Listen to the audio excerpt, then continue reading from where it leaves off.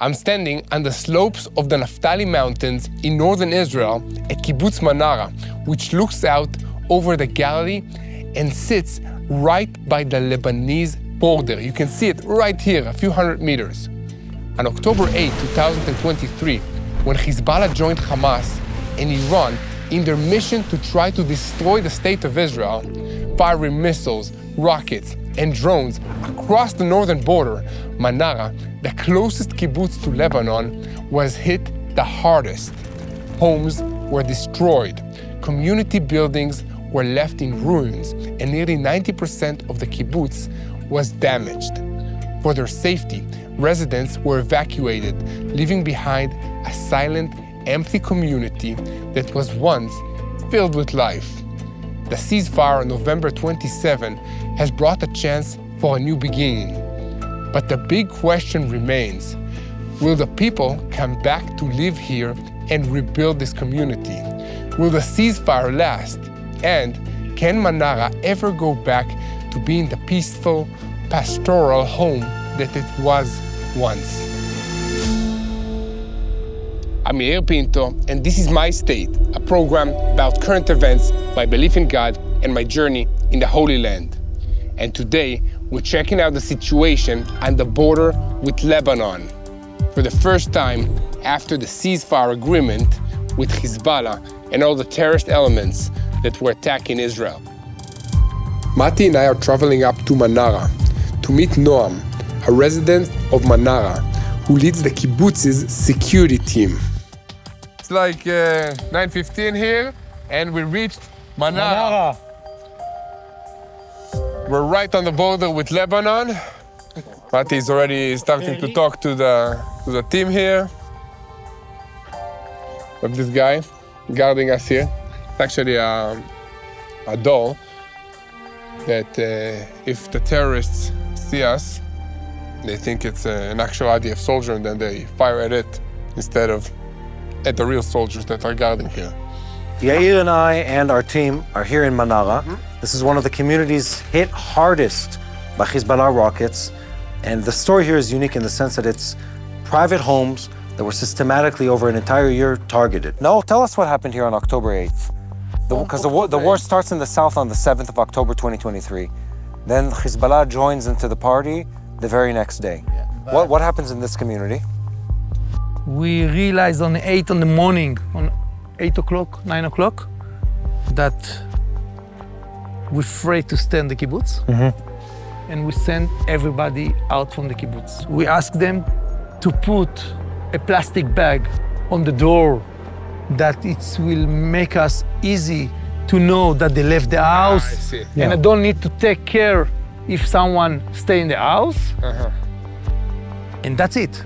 And I said to them, take a bag, a suitcase, with clothes for 2 weeks. 2 weeks. Who knows? Who knows? You know, 1, 2 weeks, and you will turn back to home. We'll be back home. 2 weeks, it's over. And we It's didn't. been 14 months now. 14 months. Yeah. 14 months and they're not back. Yeah, and now people start to back to the kibbutz, not to live, Just to check out. just to check out what the situation is. For the first time.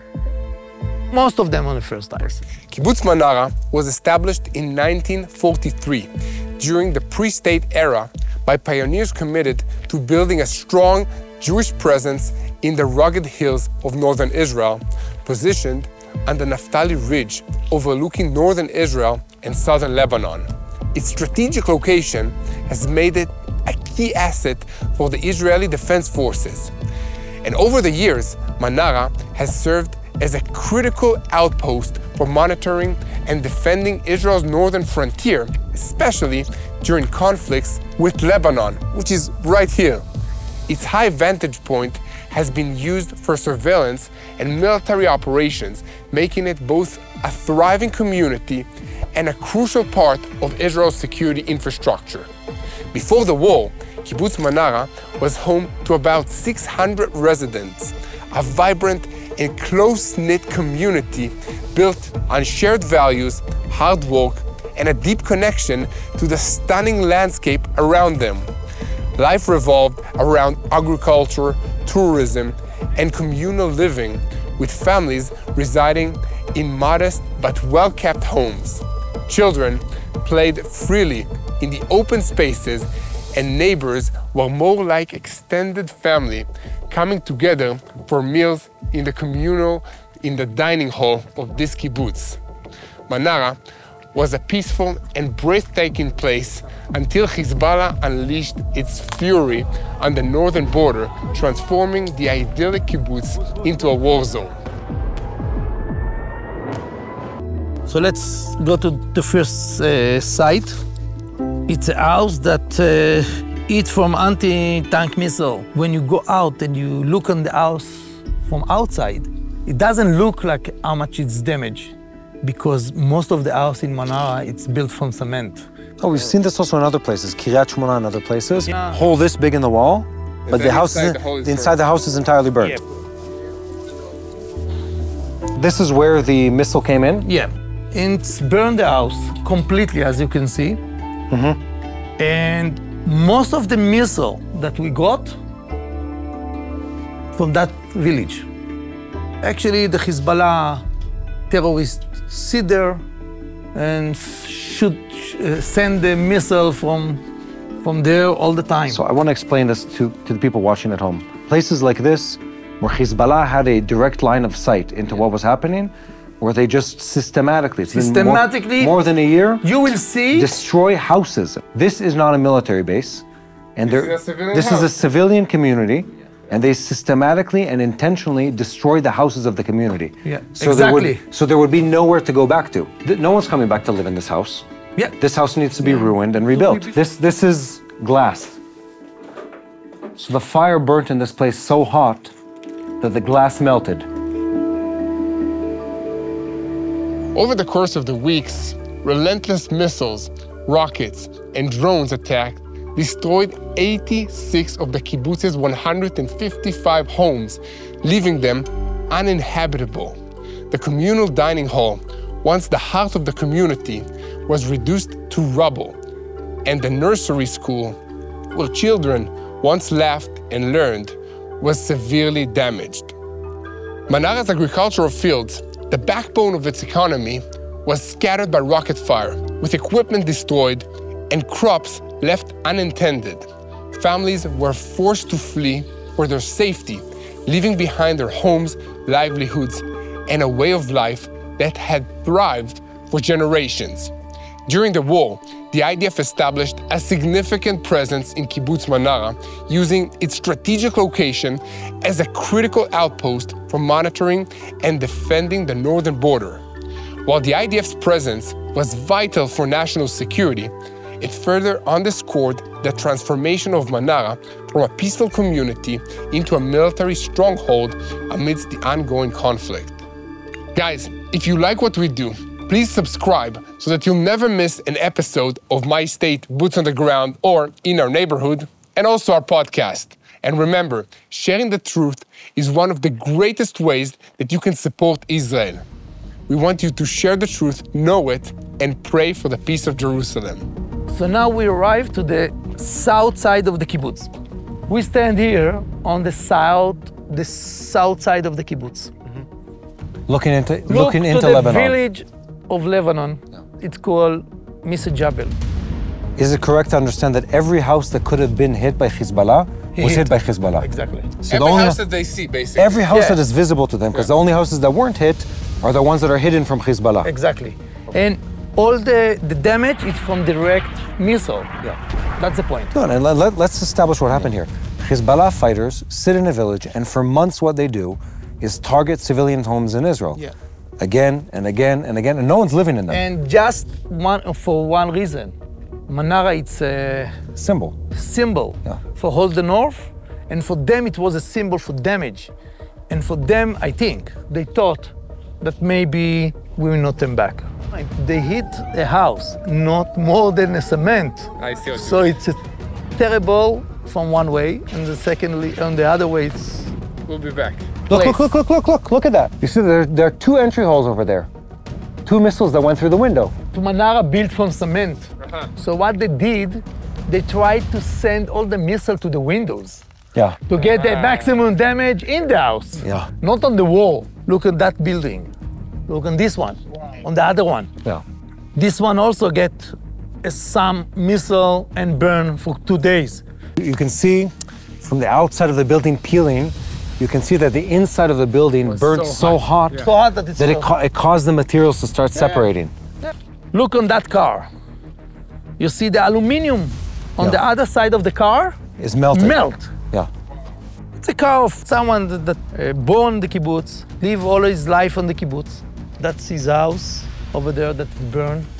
I'm thinking about the emotional side of the snow, and I can just imagine what it does to your soul when you come back to that kind of situation. Yeah, it's terrible. So what's going to happen? So if the majority of the community is destroyed, what are they going to bulldoze it and rebuild? That's what it's going to be, I think. Since the ceasefire on November 27, Kibbutz Menara has begun its slow and emotional journey towards recovery. Some residents have returned, but their journey coming home is mixed with heartbreak as they face the widespread destruction. Rebuilding efforts are underway, with a focus on repairing homes, restoring community spaces, and reviving agricultural activities. But the process is slow and uncertain. While there is hope and determination to rebuild, many residents grapple with fear about the future and whether Menara can truly return to the vibrant, peaceful community it once was. For now, the kibbutz stands at a crossroads turned between resilience and the lingering shadow of war. The border It's right here. It's right here. You see, that's the border. Here. Yeah, it's just the road to the Menara. Can you see that? How will the people of the north ever be able to return back to their homes and feel the safety that they previously felt, looking at a border that's, a 10-second run from their house? That's a problem. Yeah. We don't know if 90% will turn back, 80%, 95%. We don't know. Maybe new people will join. Maybe new people will come. Yeah. The community that live here, they said, all right, it's really safe, we will turn back. We turn back to rebuild the kibbutz. We rebuild it better, nicer, and we don't want to turn back to the 7th of October, to 6th of October, to live in a feeling of the security, but actually without the security. Because it's a small community, we talk about to open the education system. Mm-hmm. That's the meaning of the kibbutz turn back. We plan to turn back on September 25 to open with the school system, the kindergarten system. That's our plan. Okay, Unbelievable. well, thank you so much for this tour. I really appreciate you taking the time. Thank you. And stay strong. And we hope to see you guys back here, and we will come again to check on the rebuild the kibbutz of this kibbutz. No. We stay here. More than that. No question. We're going to come with our families for vacation in the rebuilt Menara. Yeah. That's what we're going to do. That's the best. That's what we're going to do. Yep. That's what we're going to do. Thank you very much. Thank you Have so a much. good day. Thank you. And good weekend. Visiting Kibbutz Menara, it's obvious that the recent war has left scars that run very deep on its land, its buildings, and its people. Yet amidst the destruction, there's hope, and Menara's story is far from over. The ceasefire has offered a promise of peace, but the road ahead is filled with unanswered questions and challenges. What is certain, however, is the strength of the people of Menara, who refuse to let their story end in devastation. They will rebuild not just homes, but a future filled with hope and possibility. So please pray for the people of Kibbutz Menara as they rebuild their homes and lives, finding strength and determination amidst this devastation. Please pray for lasting peace along Israel's borders so that all the affected communities can thrive without the constant threat of war. And most importantly, don't forget to pray for the peace of Jerusalem, and together we will win this war because God is on our side. Hello, this is Mati here in Jerusalem with TBN Israel. This is Yair Pinto from TBN Israel here in Jerusalem. TBN Israel is keeping viewers informed with Israel-focused news, culture, and what God is doing in this land. Support TBN Israel today online at tbn.org/Israel. Thank you.